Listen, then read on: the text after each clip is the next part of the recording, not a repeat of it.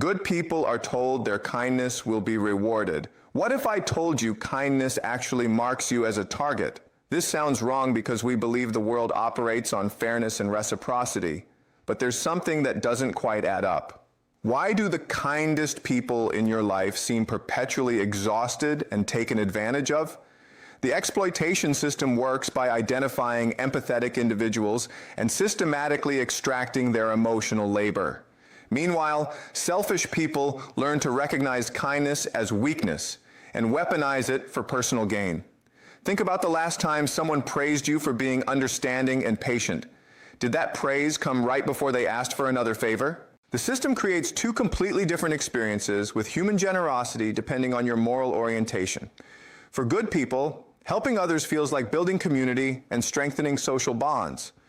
Each act of kindness seems like an investment in mutual support and collective well-being. For exploitative people, other people's kindness represents free resource extraction. They view empathy not as virtue, but as vulnerability to be systematically harvested. This explains something curious about how kindness gets distributed in relationships. Subscribe to Prof. Jiang Explained if you want to see how moral systems serve different purposes for different people. Share this with someone who's been told their generosity proves their character strength. Good people give until they're depleted. Exploitative people take until there's nothing left to extract. Same interaction, completely different motivations and outcomes. Consider how each group handles requests for help. When a good person asks for assistance, they feel guilty about imposing on others. They minimize their needs and apologize repeatedly for taking up someone's time. They often don't ask at all, suffering in silence rather than burden anyone. When an exploitative person needs something, they feel entitled to others' resources. They frame demands as urgent crises requiring immediate attention. They rarely express gratitude because they view help as something owed rather than given. The entitlement asymmetry creates what psychologists might call the reciprocity illusion. Good people assume their kindness will be returned when they eventually need support. They're building social credit they believe others will honor. Exploitative people recognize that good people rarely call in favors. They understand that empathetic individuals would rather struggle alone than make others uncomfortable. But here's where the system becomes more sophisticated. Good people don't just give resources freely. They actually apologize for having boundaries at all. They feel guilty when they say no. They worry they're being selfish if they prioritize their own needs. This guilt makes them override their own discomfort repeatedly. Exploitative people never apologize for taking. They feel no guilt about consuming others' time, energy, or resources. When told no, they interpret boundaries as personal attacks requiring punishment through guilt trips or withdrawal. Do you notice how often you apologize for things that aren't your fault? The apology habit signals to exploitative people that you accept responsibility for their emotional states. If they're upset, you believe you caused it. If they're struggling, you believe you must fix it. This psychological dynamic creates perfect conditions for endless extraction. The system also exploits what we might call the fairness projection. Good people assume others operate on the same moral framework they do. They believe everyone values reciprocity, honesty, and mutual respect. This assumption makes them blind to exploitation until damage is severe. Exploitative people understand that good people think this way. They perform temporary reciprocity to establish trust. Then they slowly escalate demands once the good person is emotionally invested. Consider how different personality types handle favors over time. Good people start with small acts of kindness. If those are appreciated, they gradually offer more support. They're building relationships based on demonstrated trustworthiness and mutual care.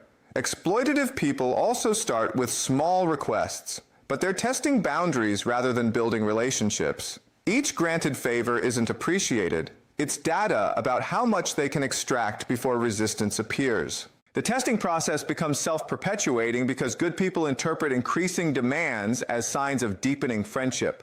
Why else would someone ask for more help unless they trusted you and valued the relationship? But exploitative people interpret granted favors as confirmation of successful manipulation. The more you give, the more they know they can take. But there's something even more insidious about how emotional labor gets weaponized.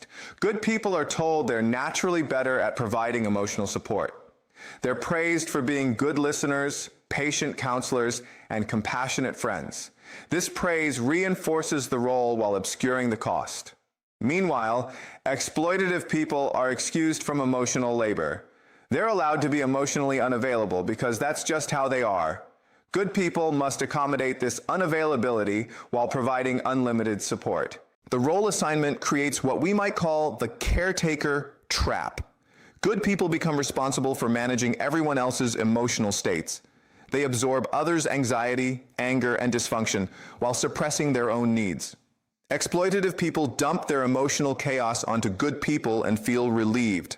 They never develop emotional regulation skills because good people keep absorbing the overflow. Have you ever noticed that the people who demand the most emotional support offer the least? The support asymmetry isn't accidental. Exploitative people specifically target good people because empathetic individuals won't abandon them during crises. Good people stay through dysfunction because leaving feels like betrayal. This loyalty becomes a cage. The system maintains itself through crisis escalation. When good people start setting boundaries, exploitative people manufacture emergencies. Suddenly, everything is urgent, desperate, and catastrophic.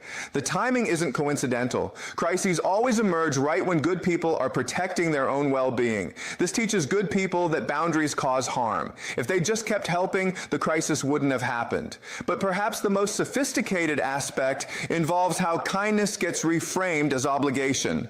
Good people are told that if they truly cared, they would help without resentment. If they feel exhausted, that proves their kindness isn't genuine. This reframing traps good people in performance. They must not only give endlessly, but do so cheerfully. Exhaustion becomes evidence of moral failure rather than exploitation. Exploitative people never face this standard. They're allowed to be tired, stressed, and unavailable. Their needs always take priority because their suffering seems more urgent. Good people minimize their own pain to avoid burdening others. Exploitative people amplify their pain to maximize attention and resources. The pain competition creates what economists might call suffering inflation. Exploitative people must constantly escalate their crises to maintain good people's focus. Good people must constantly minimize their own needs to prove they're not being dramatic. Over time, good people lose the ability to recognize their own suffering as legitimate. They've internalized the message that their pain doesn't count unless it's worse than everyone else's. Consider how different personality types handle their own struggles. Good people suffer quietly and seek help only when absolutely desperate. Even then, they apologize for needing support and promise to recover quickly.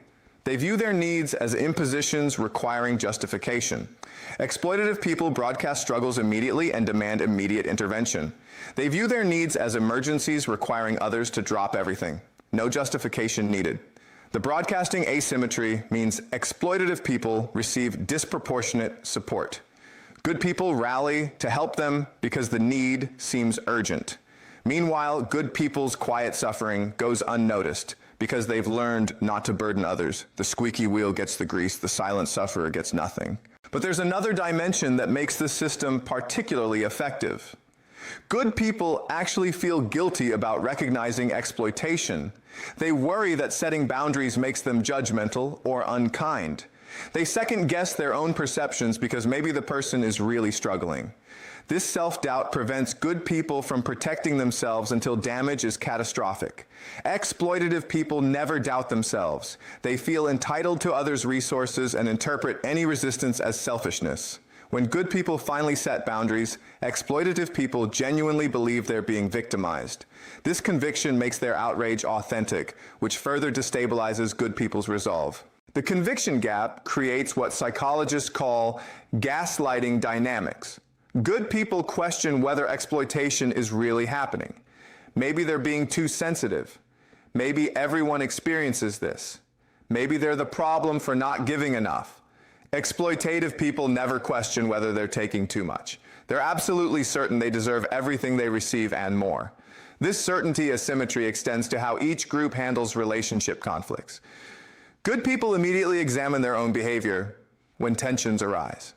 They take responsibility even for things outside their control. Exploitative people immediately blame external factors. They construct narratives where they're always the victim. They never take responsibility because fault would reduce leverage.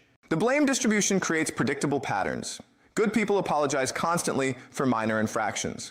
Exploitative people rarely apologize even for major harm. When they do, it's performative to restore resource access. Do you find yourself apologizing to people who should apologize to you? The apology reversal signals complete capture. You've accepted responsibility for managing the relationship. This becomes permanent exploitation. The system also weaponizes good people's capacity for self-reflection. Empathetic individuals naturally examine their own motivations. This introspection makes them vulnerable to manipulation through guilt. Exploitative people rarely self-reflect. They focus outward on maximizing extraction. Can you think of anyone who became a better person specifically because you sacrificed yourself for them? The exploitation trap has successfully convinced good people that endless giving proves moral worth. Meanwhile, exploitative people understand that taking without reciprocation proves strategic intelligence. The person who gives everything becomes depleted. The person who takes everything becomes empowered. There's also a temporal dimension to exploitation development. Good people give consistently from the beginning. Exploitative people give strategically at first to establish trust. Once the good person is invested, giving stops and taking accelerates. This works because good people interpret initial reciprocity as proof of character. The investment fallacy traps good people in deteriorating relationships. They've already given so much that leaving feels like wasting effort. Exploitative people never return to reciprocity. Once they've secured loyalty, performance stops. The pattern reveals itself in how people respond to good people's declining health. When good people become exhausted from overgiving, empathetic people express concern and reduce demands. Exploitative people increase demands because weakness makes manipulation easier. They interpret exhaustion as opportunity rather than a signal to back off. The system perpetuates itself because good people who finally set boundaries and achieve some relief get celebrated as proof that boundaries work. Those who remain trapped get blamed for not being strong enough to say no. Meanwhile, exploitative people who face consequences for their behavior get portrayed as victims of cruel boundaries rather than architects of their own isolation. And perhaps most remarkably, the system has convinced good people that recognizing exploitation means becoming bitter and cynical. When examining these patterns is actually essential for understanding how different moral frameworks create fundamentally different relationship dynamics. The kindness exploitation system represents one of the most effective mechanisms for extracting resources from empathetic people while maintaining the appearance that generosity builds community.